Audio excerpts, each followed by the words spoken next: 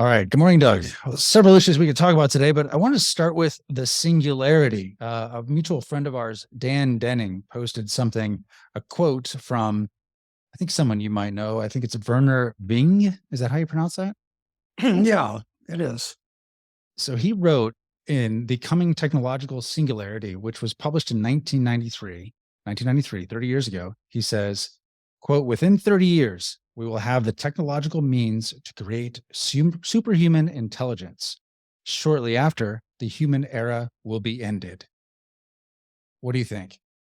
Are I we think he there? was, yeah, he was absolutely right about the first part of the prediction. So maybe he's going to be right about the second part of the prediction.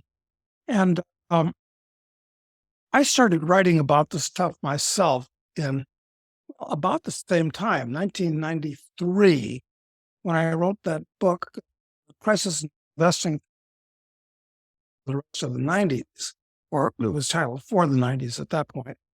And I had a chapter on this type of thing, and it was basically about nanotechnology. I felt that nanotechnology would be the big deal to open up the singularity, which Ray Kurzweil was talking about in his book of that name. And the singularity comprises not just nanotechnology and artificial intelligence, but also robotics, and bi- biological engineering, and a whole bunch of things that are space, the conquest of space. All of these things are advancing faster than the rate of Moore's law, or were back then. But it turns out that artificial intelligence is a big one. It may or may not be bigger than nanotechnology in the end, because nanotechnology, which people don't talk about too much right now, is going to allow people to uh, to to construct machines on a molecular level and supercomputers on a molecular level, which would instruct the machines what to do. Disassemble molecules down to their component atoms. In other words, it would start with the creation of pixie dust, where you'd throw the little nanobots on any material and they would disassemble them into component atoms and reassemble them into what you want. And perhaps nanotechnology on that level, premise upon supercomputers, quantum computers, actually, which they've also made breakthroughs on that would allow the nanobots to do something that sophisticated. So I guess as big as nanotechnology, and perhaps necessary before it really comes into its own, is artificial intelligence. So yeah, this is a really, really big deal. I mean, it's going to change the whole nature of life, not just help kids write their term papers or cheat on writing their term papers because the AI would do it.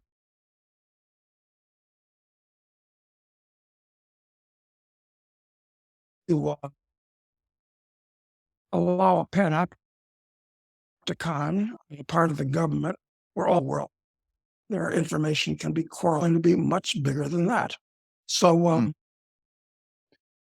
this is actually a shockingly big deal, where it could turn out that AI takes on a life of its own and will accelerate the rest of the singularity.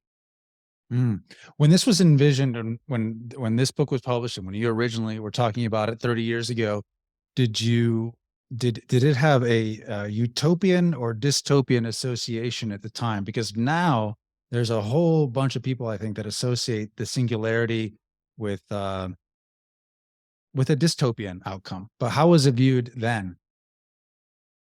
Well, that was one of my favorite chapters in that book. And it was,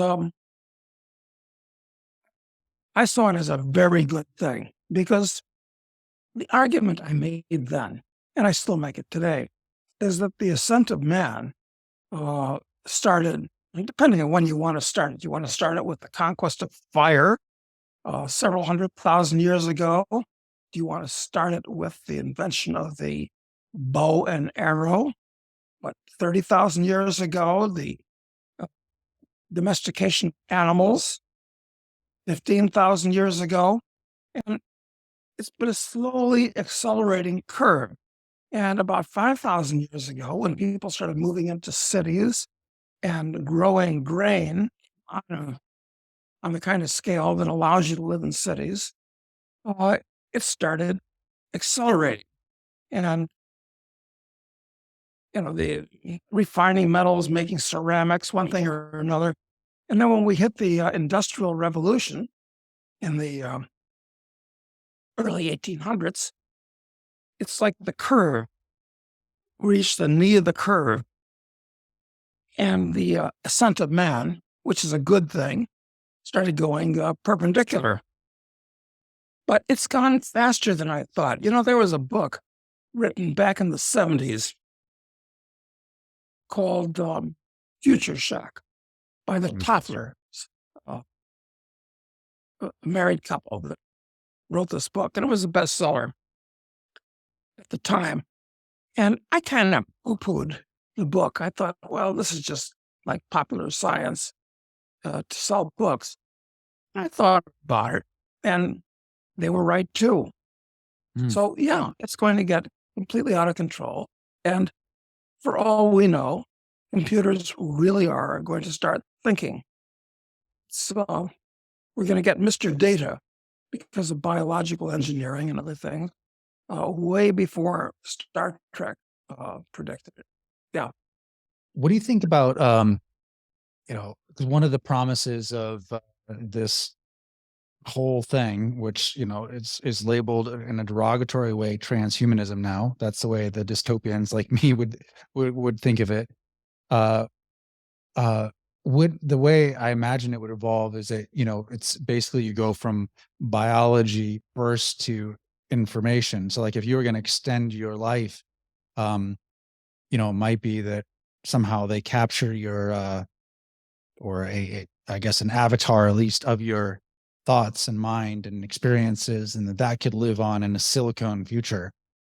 That seems like, and I don't know if that's possible at all or how close that is, but it seems to me that that's more likely than, this $6 million man version of transhumanism where we still have the biological form, and is still what dominates the future.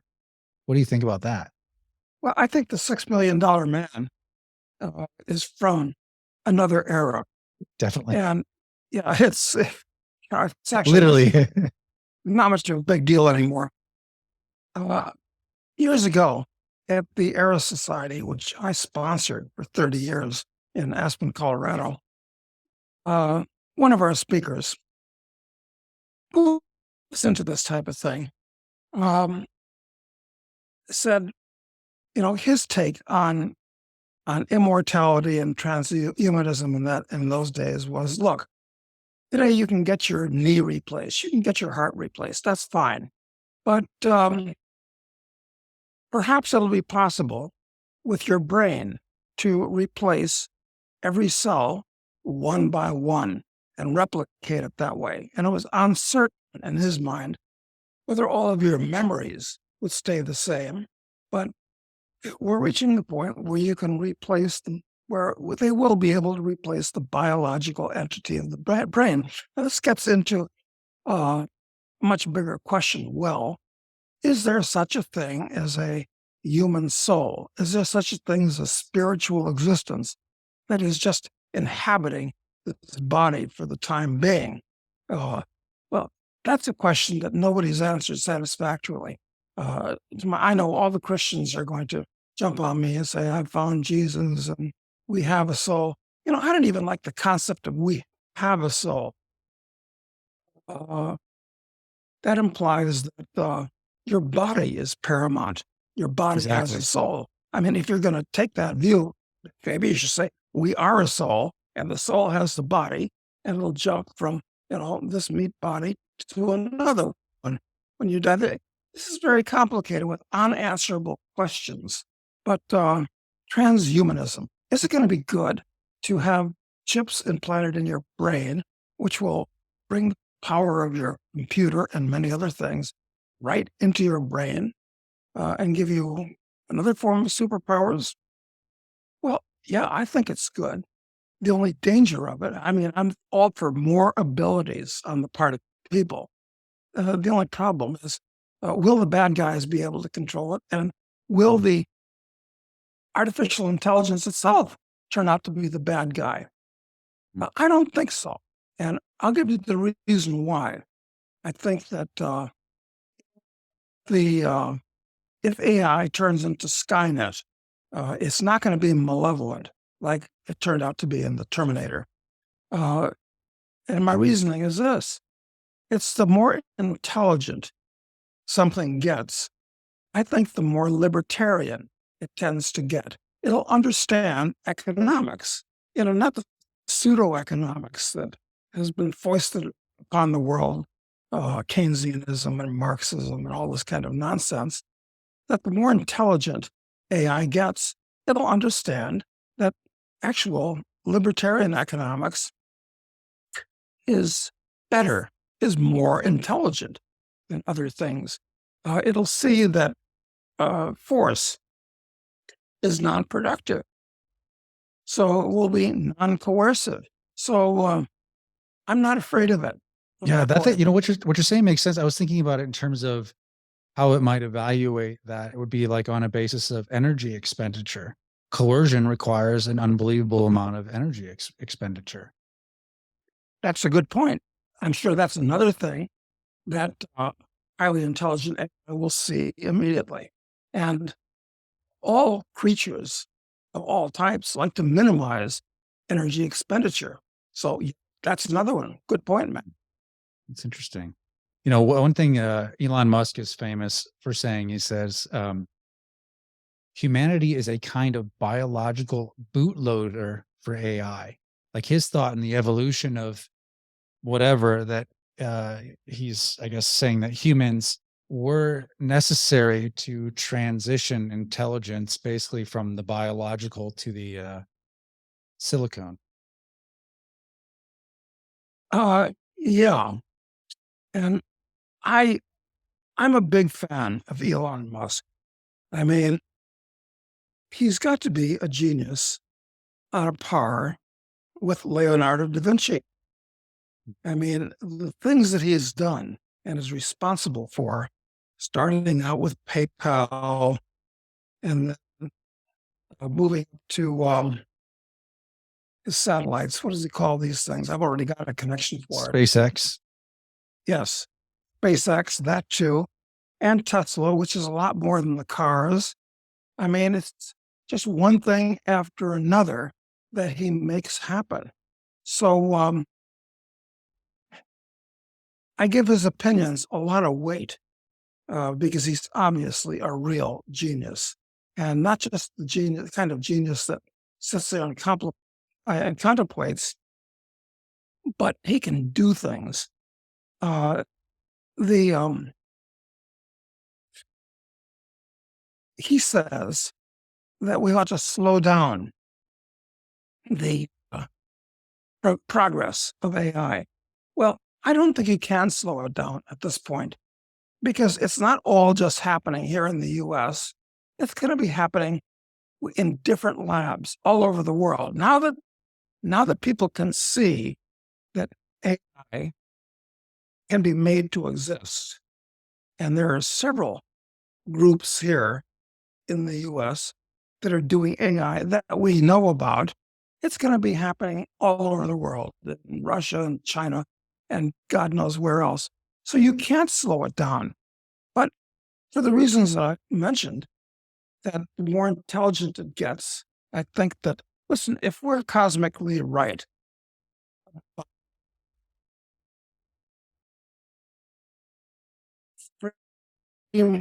our and not coercion and all the rest of it, it, it will see things are the kind of creeps that, and trying to program it in their way of thinking to start with. Okay, so we might have a rough patch to start with. But I'm very optimistic about the outcome of AI, and I like the idea of being able to put chips in your brain that will greatly enhance your own abilities.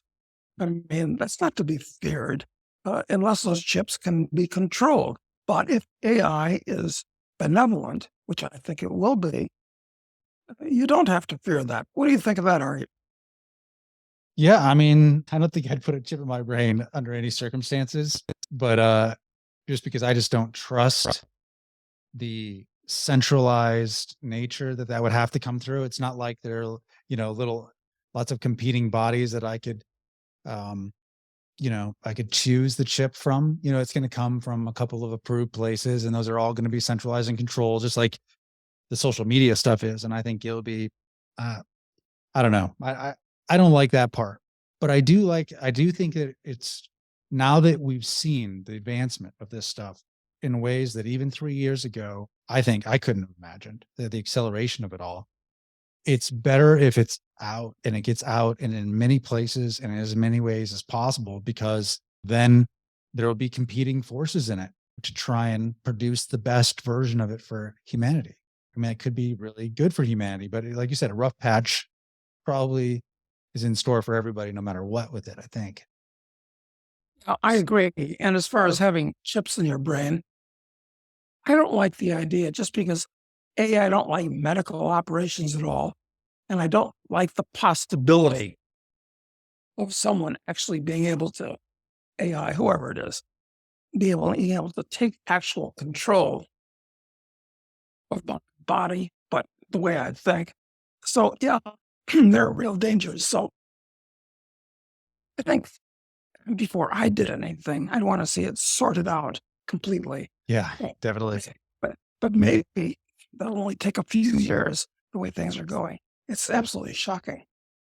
Doug, if you could, upon your death, uh, preserve a silicone copy of your brain function as the technology is able to understand it, in the hopes that you could live forever in that silicon form until you could be, the biology stuff caught up, like that baseball pitcher did with his head that he had. What's his name? Ted. He has his Oh, head cryogenically frozen, waiting for technology to develop. Would you do that? yeah. Well, there's a whole movement where a lot of people freezing their heads and there have been a lot of sci-fi books written about that. And you know, it's to me, life is the ultimate value on this planet. And so anything that amplifies or extends your life is a good thing. But how long can you extend it? And would things change so radically that you don't understand what's going on?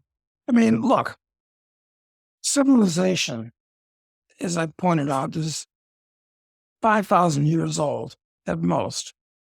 Uh, that's a blip on the screen of time.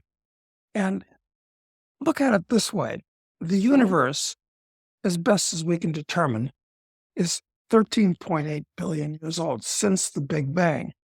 Okay, seems like the universe is pretty old, and 5,000 years of civilization is nothing. But how long is I going to go on from here? Forget about the unbelievable infinity of space when you look at how large things are. It's time. How long is the universe going to exist?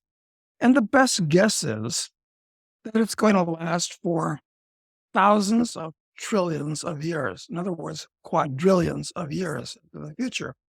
Now, is there any way of surviving over that period of time with stars exploding and novas happening and supernovas and possibly might be sucked into a, you know, eh, everything comes to an end, including life. So how long do you want to live? And in what form will it be? I mean, more cosmic questions.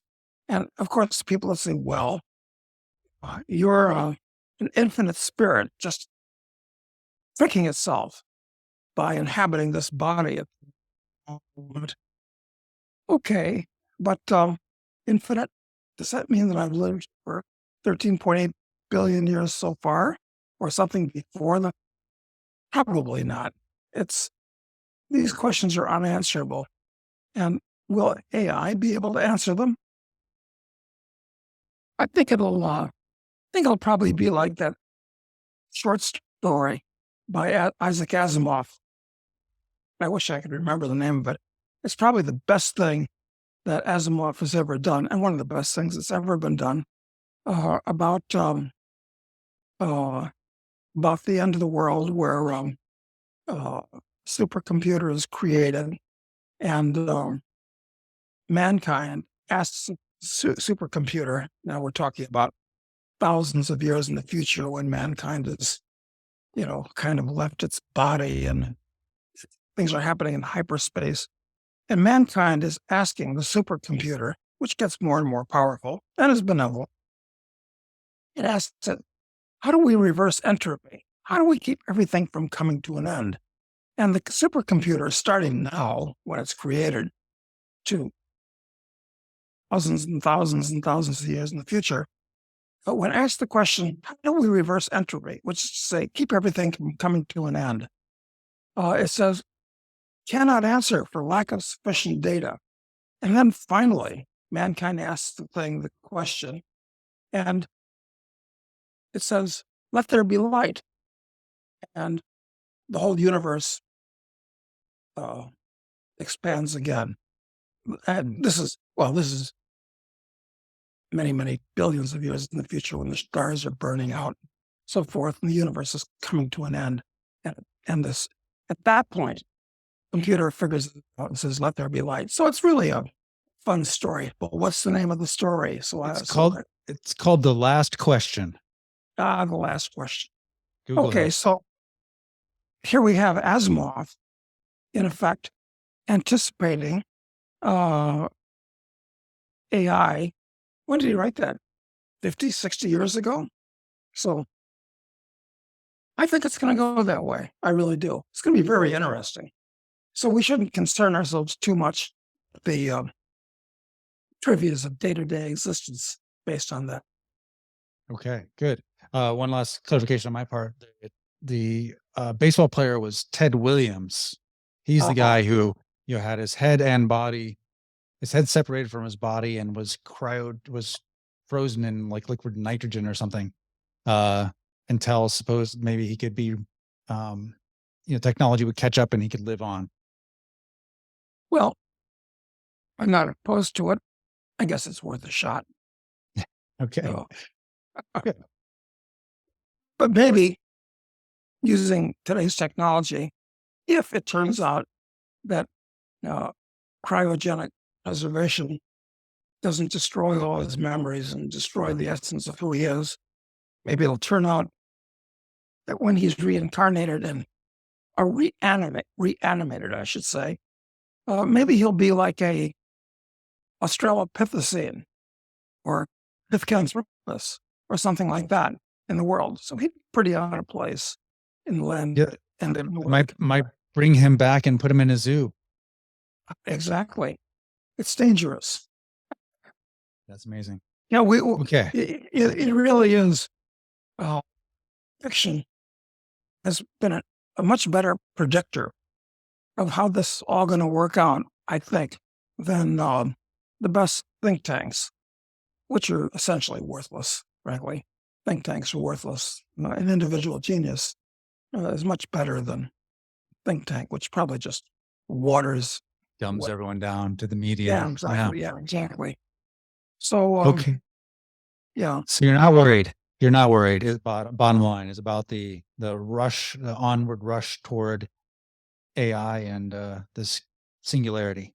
I'm not worried, among other reasons, because there's absolutely nothing I can do about it, or for that matter, nothing that any one person or for that matter, the US government, which is on its way out, incidentally, but it's still the most powerful entity in the world. There's nothing it can do about it. These things have already taken on a life of their own with 7 billion people in the world.